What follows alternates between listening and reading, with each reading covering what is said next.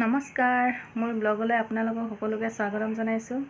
আশা কৰোঁ আপোনালোকৰ খবৰ নিশ্চয় সকলোৰে ভাল।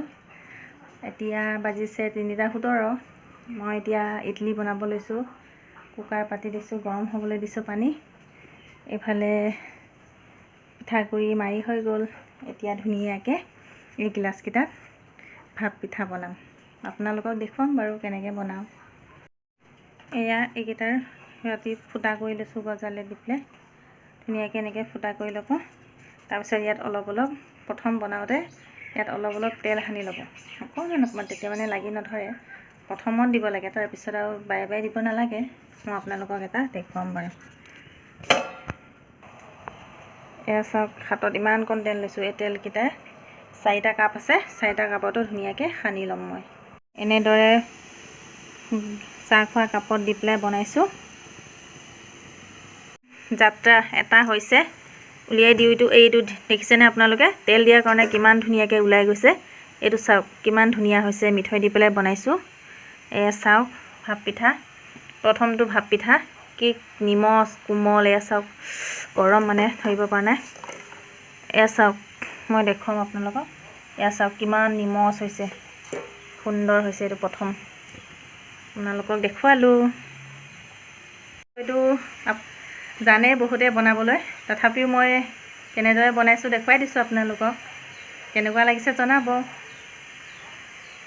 ভাল লাগিলে মৰমতে আৰু লাইক ছাবস্ক্ৰাইব কৰি দিব আৰু। ছাবস্ক্ৰাইব বাৰু বহুত কমি আছে, কোনেও ছাবস্ক্ৰাইবেই কৰা নাই মোক। বেয়াই পায় নে কিয়ে জানো। পিঠাগুড়ি আৰু এয়া গিলাচত বনাই থৈ দিছোঁ। এনেদৰে বনাই লওঁ গোটেইখিনি।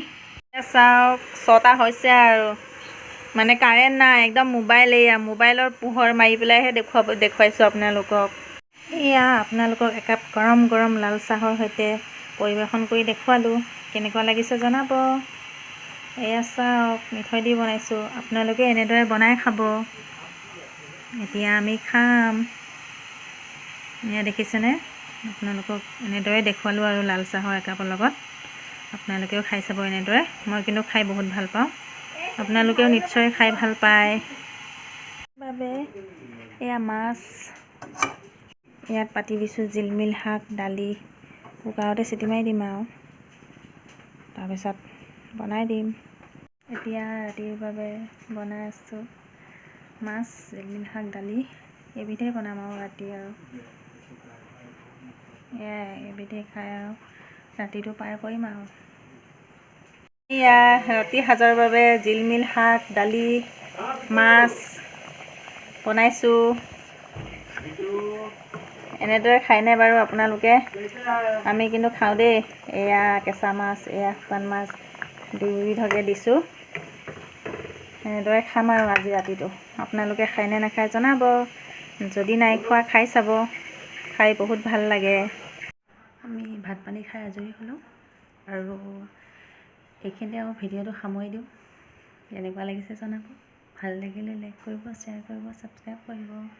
লাভ ইউ অল ফ্ৰেণ্ড। বাই।